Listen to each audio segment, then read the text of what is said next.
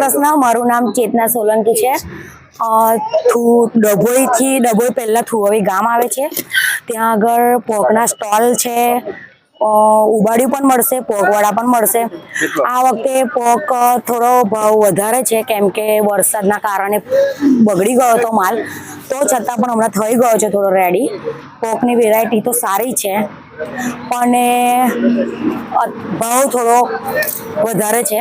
પહેલા 500 થી 800 હોય છે, પણ હમણાં 1200 થી 1200 તો છે જ। થોડા ટાઈમમાં ઓછો થઈ જશે, અને પોક તો સારો જ હોય છે।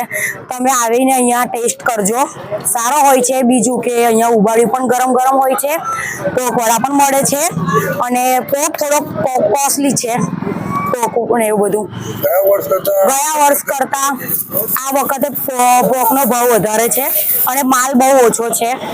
મળશે તો ત્રીજા મહિના સુધી તો મળશે, ઉત્તરાયણ પછી બી। હમણાં પણ આવજો, કોઈ દિવસ વિઝિટ લેજો, ટેસ્ટ કરજો।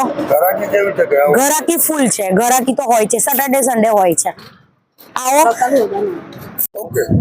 થુવાવી ગામ છે, અહીંયા પોકની નગરી આવેલી છે અમારી। આ ડભોઈ તાલુકાનું થુવાવી ગામ છે, જ્યાં પોકનું વેચાણ થાય છે ભરમાં।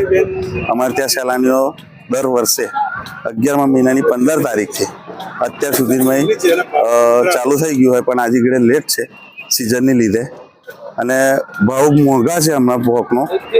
દર વર્ષે 800 થી 500 થી 800 ની વચ્ચે હોય છે, પણ ઘરનો એનો ભાવ વધારે છે પોકનો। લગભગ 1000 હમણાં 1000 રૂપિયા ભાવ છે। એની અપ થઈ શકે, જેવો જેવો માલ મળશે એવો ભાવ ઓછો થશે। ગ્રાહક આવે છે, પોક ખાય છે આપણી ત્યાં। પોકની વેરાયટી પણ સારી છે, ક્વોલિટી સારી છે। હમણાં આ વર્ષે કાચો માલ ઓછો આવે છે, પણ છતાંય ગ્રાહક એમને પોક ખાઈને એમની મજા માણે છે। આ થુવાવી ગામ છે, એની આ ચોકડી પર આ પોક સેન્ટરો આવેલા છે। અમારે ત્યાં આવી રીતે બધો પોકનું વેચાણ થાય છે।